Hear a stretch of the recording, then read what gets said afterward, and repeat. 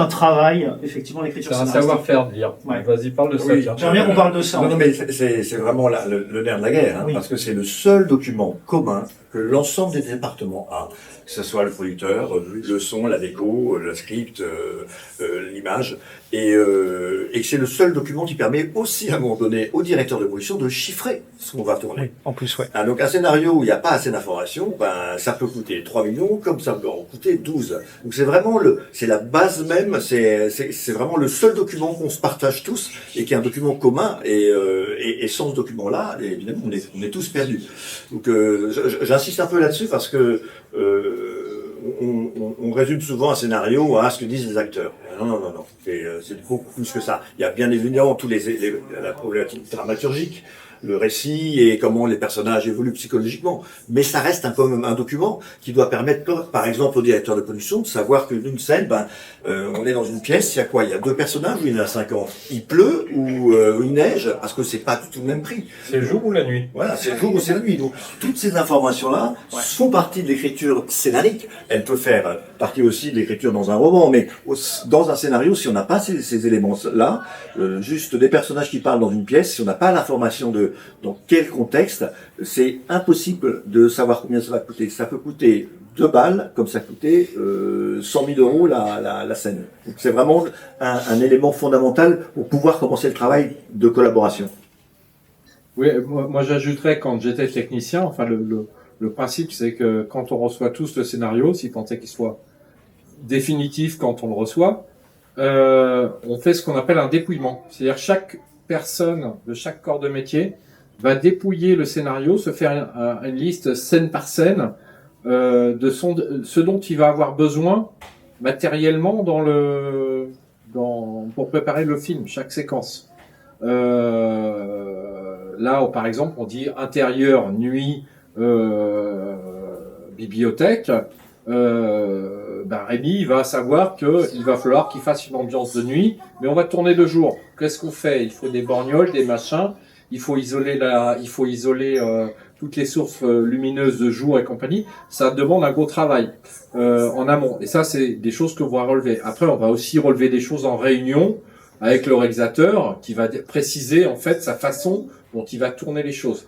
Mais c'est vrai que en tant que scénariste, c'est vrai que passer de jour en nuit, par exemple, moi j'ai vu ça souvent sur des séries pour la télé qui étaient un peu trop chères, où le directeur de production disait au scénariste, tiens, ça tu pourrais pas me le tourner en jour, ça tu pourrais. Alors quand vous faites un film policier avec du suspense et compagnie, que le scénariste a essayé de créer une atmosphère de polar un peu noir et compagnie, vous pouvez très vite transformer le truc en quelque chose de mauvais à la réalisation derrière pour des raisons économiques.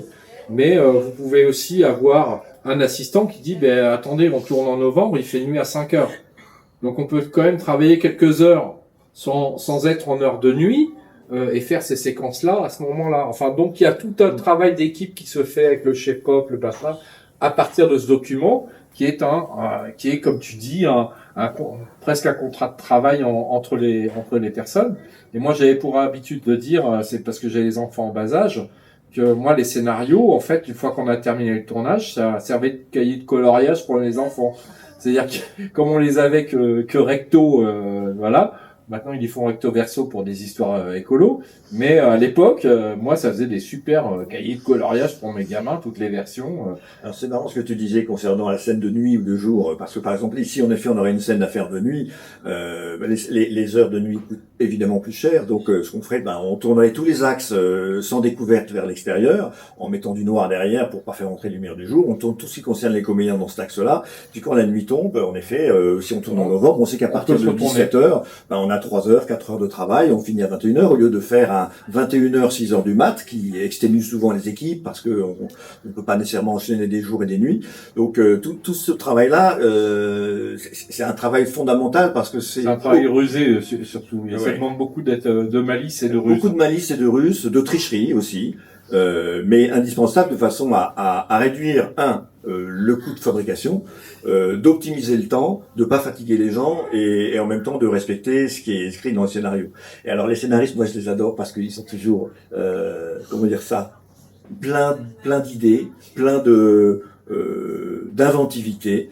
Mais l'inventivité sur un papier, c'est génial. Quand je lis un scénario, c'est marqué c'est la nuit, il neige, 250 personnes sont dans la forêt. Ça s'écrit en 3 lignes. Ça se tourne pas en 3 secondes. Ouais. Mais et très vite, c'est des choses aussi qui dans le scénario, comme tu disais, le producteur va dire c'est obligé la neige. Oui, c'est un élément dramatique. C'est obligé la nuit.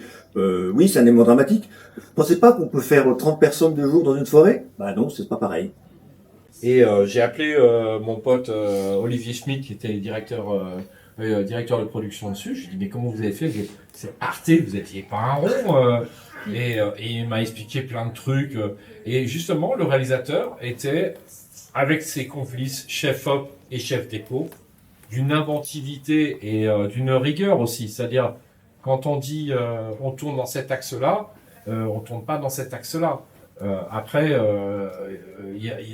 on s'y tient. Moi, j'ai fait des gros films américains. Vous avez un film d'époque. On refait une déco du XVIIe siècle dans toute une rue monumentale.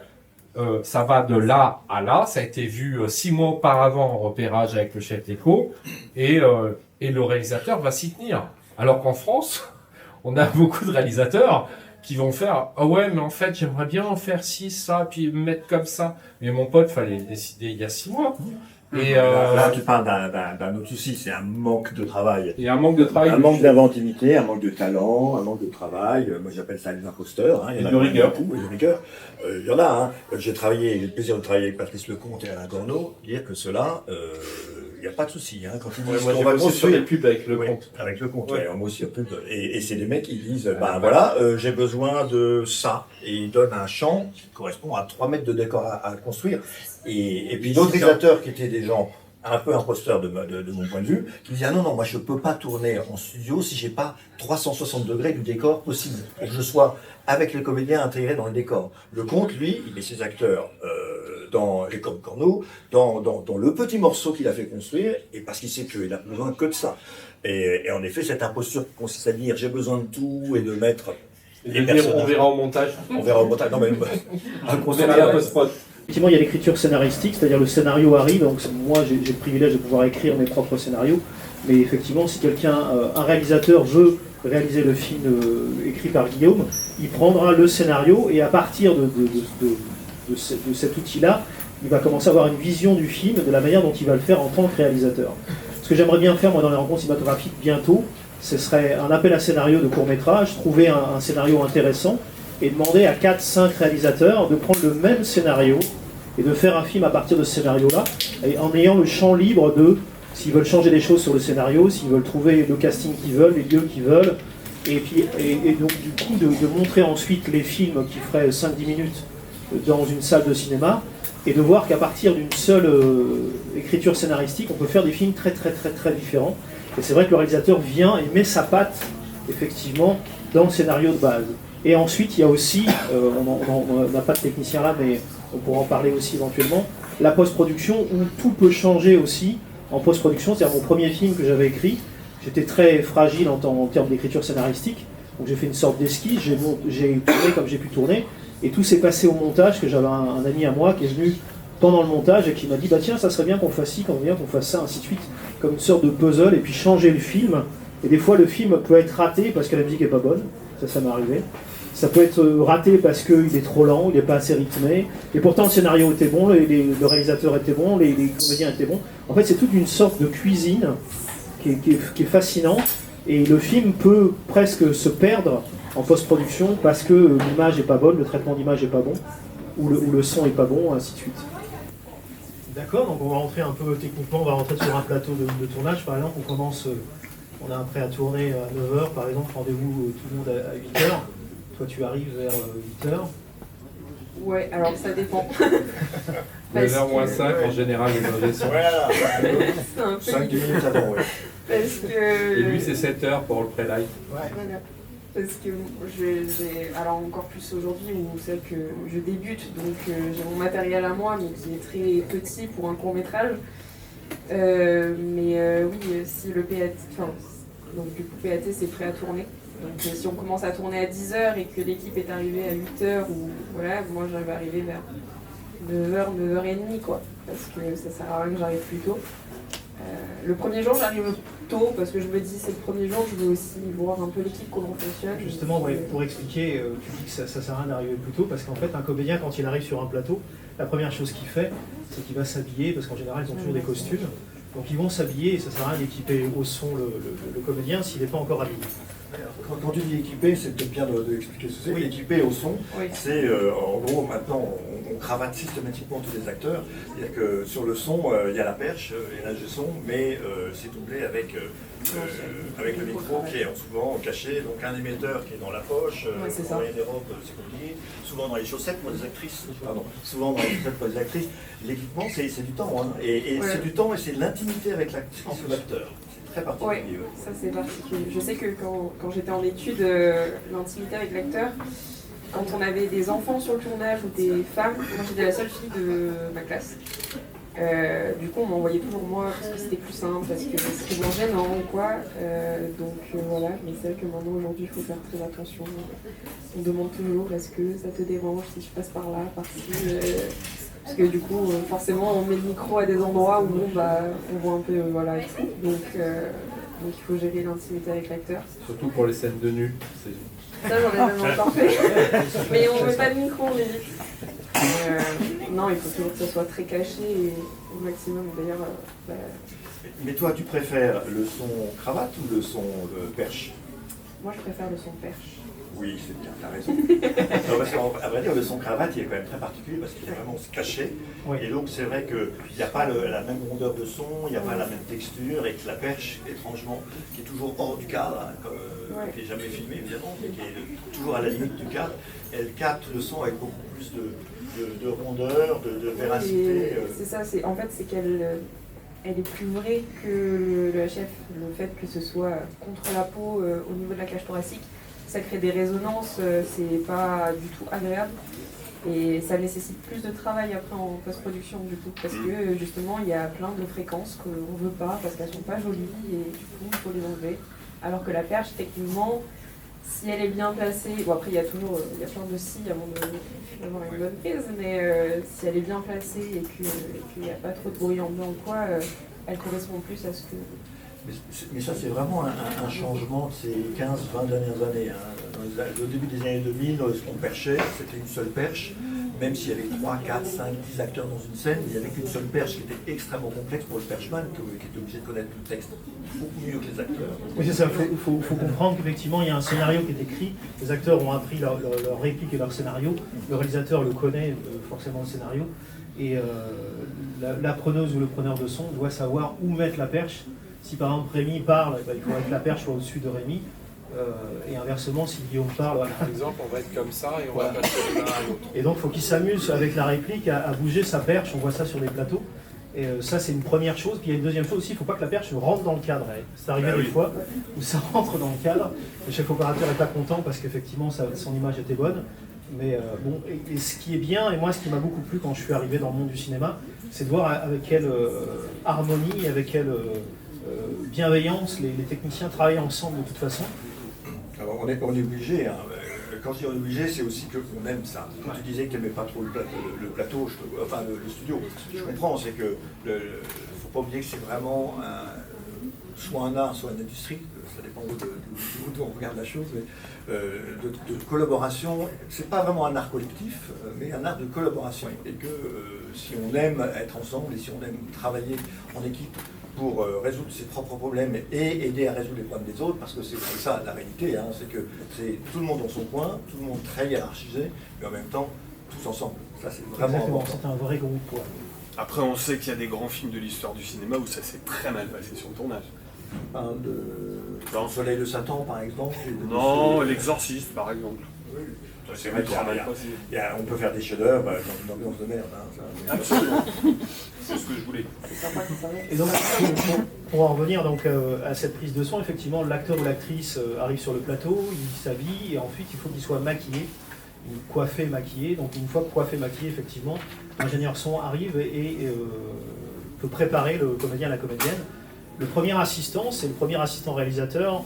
C'est lui qui va s'assurer que tout ça est en place pour les petites productions. Pour les grosses productions, il y a plusieurs assistants. Mais donc il va s'assurer, est-ce que, je sais pas moi, est-ce que Kamel par exemple est prêt à tourner? Non, il n'est pas prêt à tourner, il n'est pas équipé.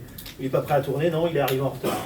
Ou bref, le premier assistant se débrouille pour que le comédien soit prêt à tourner sur le plateau. Et si par exemple on devait filmer cette scène-là, tout le monde serait apprêté, entre guillemets, pour être prêt pour l'image et prêt pour le son. Le cinéma étant une combinaison d'image et de son, et un scénario qui est derrière et qui va venir soutenir et raconter une histoire. Et donc, Rachid va arriver dès qu'il sera équipé. J'espère. Écoute, s'il arrive, c'est pas grave. Mais c'était pas prévu au départ, c'était vraiment un imprévu, mais il y a un micro pour lui. Et donc, effectivement, ce que disait Rémi, au départ, il y avait juste une seule perche. Et après est arrivée cette technologie avec les micros HF, c'est un boîtier qu'on voit souvent à la télévision aussi. Vous voyez souvent à la télévision, ils ont des boîtiers là, et en fait le micro est là. Et c'est un son qui peut sauver au montage quand la prise de son à la perche n'était pas excellente. Ça peut toujours être utile. Moi, je l'utilise toujours parce qu'on ne sait jamais. À la télé, il est déclaré le micro, on le montre. Oui, oui. La difficulté, c'est que justement. il faut qu'il en ne cinéma, soit pas faut le visible. cacher, C'est très compliqué, à placer pour qu'il soit de qualité et qu'en même temps, il soit invisible. Mais le son, le micro-cravate a une utilité, comme tu disais, de secours qui est indéniable, parce que admettons que le son soit pas bon à la perche pour des raisons de nuisance sonore. Vous entendez souvent silence, on va tourner. On essaie d'avoir le son le plus neutre possible et ensuite on va pouvoir retravailler par morceaux en post-production. Et le son cravate permet notamment d'avancer sur le montage son, c'est-à-dire le moment où on va accessoiriser le son avec des sons qu'on va rajouter et qu'on n'a pas pris sur le tournage. Et ça va permettre de faire le montage. Et si le son est vraiment pas bon, qu'on n'arrive pas à le récupérer au mixage, au montage son, à ce moment-là, on va faire des retakes son en studio des comédiens. C'est-à-dire qu'on va leur faire réenregistrer leur dialogue, un peu comme du doublage. Ils vont s'auto-doubler de façon à redonner en fait un son qui soit clean. Et l'utilité du micro-cravate, c'est justement d'avoir cette synchronisation du lip-sync, de la synchronisation des lèvres, de façon extrêmement précise, y compris avec des petits mots que le comédien aurait pu rajouter ici et là dans le texte, ou des ou des... je ne sais plus comment on appelle ça, les mots qu'on rajoute comme ça de façon instinctive. Et là, ça permet vraiment, derrière, de post-synchroniser le son... le nouveau son des comédiens de façon extrêmement propre et de façon à ce que personne s'en rende compte. J'ai une petite anecdote. Moi, effectivement, j'étais sur un tournage un jour et il fallait absolument qu'il place le micro juste au-dessus. Là, il n'y avait pas trop la place, donc il l'a collé et scotché avec une patte sur mon torse. Je suis un peu poilu.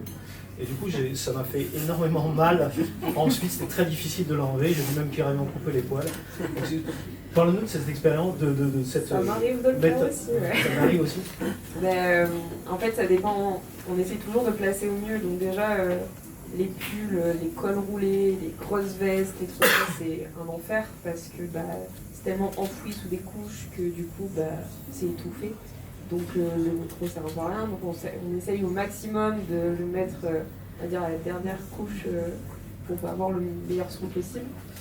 Et puis moi, des fois, juste la petite pâte qu'on colle du coup dessus, ça s'appelle du butyl. Et des fois, ça colle pas. Et par contre, ça colle super bien à la peau. Donc, du coup, on fait... Donc, par contre, quand on a des comédiens poilus, moi j'évite parce que ça fait mal. Ou alors je fais très doucement pour l'enlever après, ou je leur demande leur accord. Des fois, même c'est... Vous faites la misère alors, aux acteurs, aux actrices. Des fois, mais c'est pas eux qui que, me pas disent que, oui. vous faites aussi parfois la misère aux directeurs photo. J'ai des anecdotes assez rigolotes là-dessus, parce que on essaye, évidemment, l'ingé son, son sujet principal, c'est ramener le son direct le plus parfait, c'est-à-dire pas de bruit de pas de bruit de cuillère, de bruit de bouteille, tout ce qui est, c'est le son direct, donc le son de la voix et du texte. Et évidemment, toute une équipe de cinéma dans une pièce, un assistant réalisateur qui bouge, un assistant opérateur qui va bouger, le cadreur qui bouge avec soit la caméra à l'épaule, soit parce qu'on est sur travelling et que ça couine sur les rails de travelling, ça fait du bruit. Et plusieurs fois, j'ai des gens qui m'ont dit, alors que j'étais caméra à l'épaule, est-ce que tu peux arrêter de respirer parce que... Carrément. Oui, alors, ce qui fait que quand j'arrive sur un plateau, j'ai toujours une ou deux paires de chaussures différentes. Je me mets parfois pieds nus parce que ça oui, c'est vrai. chaussures. Non, mais ça paraît très bête. Mais le bruit de mes chaussures sur le sol, ça peut être problématique. Et la même chose quand on est en extérieur, qu'il y a de l'eau qui pleut, qu'on est équipé pour la pluie. Avec des gros zooms, ça fait du bruit quand on touche comme ça. Oui. Eh bien, on Même nous la demande de pluie, l'enlever c'est parce compliqué, que... parce qu'on entend le. Ouais. Bah, la Moi, je m'étais fait engueuler par Guillaume Siamak, Un peu Guillaume, oui, qui est pourtant un amour. Oui, un amour, mais... Et sur un plateau, j'étais régisseur, j'étais en train de fouiller, de jouer avec mes pièces dans mes poches. T'as les scénaristes et les comédiens qui ont joué dedans, donc ils peuvent t'envoyer des nouvelles vannes dans le truc, il faut rester cadré sur le scénario, travailler sur les dialogues, ils vont toujours improviser un peu plus. Eux, ils ont tendance à faire ce qu'on appelle du donnant-donnant. Il y a une vanne qui est finie, mais l'autre va répondre à une autre vanne et ça s'arrête pas, puis finalement on va faire des scènes qui sont... Ce qui n'était pas écrit au départ, tu Ils vois. ne sont pas écrits au départ. Mais il y a ce qu'on appelle du bon sens des fois. Il y a ce qu'on des choses, d'improvisation qui sont des moments magiques. Et ça, c'est des choses qu'on voit à l'œil et à l'oreille. Je reviens sur l'ingé son de tout ce qu'il entend. Que ça, c'est incroyable. C'est une Même taupe. quand tu vas aux toilettes. Non, mais c'est une... si t'as pas éteint, ouais, tu vois ça. Mais voilà, tu coupes, mais c'est incroyable l'information que l'ingé son a du film en plus du film. C'est impressionnant. C'est comme les Comtech, les trucs, vous entendez le son, vous êtes à côté avec la script, etc. Mais l'ingénieur du son, mais vraiment, pour moi, c'est le gars qui sait tout. Il a les oreilles partout. Il entend tout. C'est impressionnant. Et moi, en faisant du making-of, je m'arrangeais que l'ingénieur du son, à l'époque, me mette le son de tous les trucs. Et avec l'ingénieur du son, je pouvais le regarder, il me disait « Ah ouais, d'accord, toi aussi. Ah ouais, t'as entendu. Ah ouais, c'est chaud. » Mais je veux pas, et là c'est un genre de secret que tu dois garder toute ta vie, je crois, parce qu'il y a des choses, ça fait peur, ça fait très très peur. Et dans le making-of, l'intéressant que j'avais, moi, c'est de me faire oublier de l'équipe. Et à un moment, on se fait tellement oublier d'équipe, c'est que le mec te regarde, fait, oh putain, il est là lui. Et même la technique, des fois, ils vont, oh putain, il est là, putain de merde. Alors ils font gaffe, moi je dis, t'inquiète pas, je suis une taupe, il n'y a pas de problème, ne vous inquiétez pas, j'ai rien vu. Mais le problème, c'est que des fois, on sait même des gens qui vont se faire virer avant les gens qui se fassent virer. Donc on connaît plein de petites choses comme ça, on doit mettre une ambiance dans le film après au montage, on doit nettoyer, on doit donner les rushs. Parce que tu veux plus être responsable de tout ce que tu as filmé, etc. Donc des fois même tu peux couper. Ça m'est arrivé sur un film, sur Astérix aux Jeux Olympiques. Je peux y aller parce que le film est parti très loin. Et il y avait une scène de cascade et moi j'ai filmé la répétition de la scène de cascade et les animaux sont partis. Mais branle-bas de combat, tout droit. Et moi j'ai la scène et il y a les mecs, les gens qui s'occupent de l'écurie, etc. qui me regardent sur les gradins et me disent, lui là-bas, il faut l'attraper tout de suite. Donc ils m'ont coursé, etc. Petite anecdote qui est très drôle, ils m'ont attrapé, ils m'ont pris la cassette, c'était des mini DV comme ça, ils me disent, oh là là, non, on va la regarder comme ce que t'as et tout. Donc il faut voir, ouais mais ça, non. Donc ils m'ont pris la cassette, ils ont effacé la cassette. Après, moi je me suis fait engueuler par Thomas Langman qui voulait pour les assurances. Mais non, mais il faut des preuves, les assurances, plus jamais tu coupes. Donc c'est... Mais à la fois tu peux comprendre que les gens ils ont peur, à la fois tu maintiens, tu peux comprendre que tu es dans les coulisses, à la fois il y a des trucs que tu ne peux pas dire. Mais comme tu dis, avec l'acteur, avec l'acting, c'est ce que j'aime moi, c'est cette famille qu'il y a pendant... Il y a beaucoup les gens on appelle la face. C'est ceux qui sont la script, etc., les comédiens, la gestion, etc. J'aime beaucoup derrière, moi, ceux qui font les prépas, les décorateurs, qui regardent leur décor, qui regardent exactement ceux qui ont fait la patine sur les murs, qui donnent un appartement et qui te le vieillissent, et qui te disent, voilà, cet appartement, il doit avoir 25 ans d'âge, avec des gens qui habitent dedans. Et c'est très très bon de voir ça, d'arriver dans un décor, je sais pas si on peut en parler, c'est un boulot qui est incroyable. Et assez souvent, on n'a pas besoin de se parler avec les metteurs en scène quand une prise a été bonne. On peut en faire 10, 15, 30, et puis il y en a une où on se regarde, on ne se parle même pas, on sait que c'est la bonne. Il y a eu un truc magique. Ça peut même être la première. Assez souvent, oui, j'ai des souvenirs. Dans le film de Yvan Attal, Mon chien stupide, j'ai un long plan séquence très complexe à faire de nuit, où on circule dans toute une maison quand on est à Biarritz. C'est la nuit, on tourne la nuit, il y a la pluie dehors, et on traverse toute la maison parce qu'il appelle son chien, il ne le trouve pas. Alors, il s'en va dehors, il regarde, il l'appelle, il monte les escaliers, il va dans sa chambre, il passe un coup de fil à sa femme, il laisse un message sur le répondeur, il redescend. Le mouvement de caméra assez complexe, et puis on sort de l'autre côté de de l'autre côté de la maison, il pleut toujours, il marche sur le chemin dans la forêt, et puis la caméra monte, et on découpe tout seul. Enfin, un plan séquence assez complexe à faire. On a fait 34 prises, la nuit, 34 prises, 34 fois où il est trempé, il doit se changer, on est fatigué pour remettre en marche pour le début de la scène, il y a de la pluie qui tombe, c'est pas très écologique, hein. Mais à l'époque, on se permettait encore un peu ça. Il y a des dizaines de milliers de litres qui tombent d'eau avec les pompiers qui ont les camions remplis. C'est une vraie infrastructure et c'est un plan complexe. On a fait 34 prises. C'est la première qui est montée. On aurait pu rentrer vite chez soi à dormir. Hein. Et ce qui est marrant, c'est que souvent, moi, je dis aux producteurs, mais c'est marrant, parfois on a la meilleure prise comme ça sur le terrain. Et par contre, les scénarios, vous ne considérez jamais que le premier jet est le meilleur. Et, alors que par exemple, si on prend un exemple, c'est Hibernatus. Hibernatus, ils ont fait 7 versions du scénario pour qu'au finish de Funès, ils disent mais le premier était quand même excellent. Et en fait, ils ont tourné le premier. Ils ont perdu un temps fou. Et pour Papa ou Maman, c'était un peu la même histoire. Je suis assez fan de ça parce que ça a duré 4 ans. Dans mon métier, le premier geste est assez souvent le bon. Quand je dis le premier geste, c'est la première intuition. Si même l'intuition, elle est nourrie par beaucoup de discussions avant et que ça a été très structuré, la réflexion sur comment on va faire, il y a aussi l'intuition du plateau qui compte. Antononi le disait très bien, il disait que moi tous les jours j'arrive avec une ambiance différente dans ma tête, j'ai mal dormi, je me suis levé du pied gauche, le café était froid et j'arrive dans un état d'esprit qui fait que le lendemain ça ne sera pas le même état d'esprit, il fera le même film. Et donc tout ça est donc assez aléatoire aussi, même si c'est très fabriqué, même si on a des heures et des dizaines de jours de travail pour préparer ça, il y a un geste intuitif que j'aime bien. Et ce premier geste qui correspond aussi parfois, quand tu dis, au premier geste d'écriture.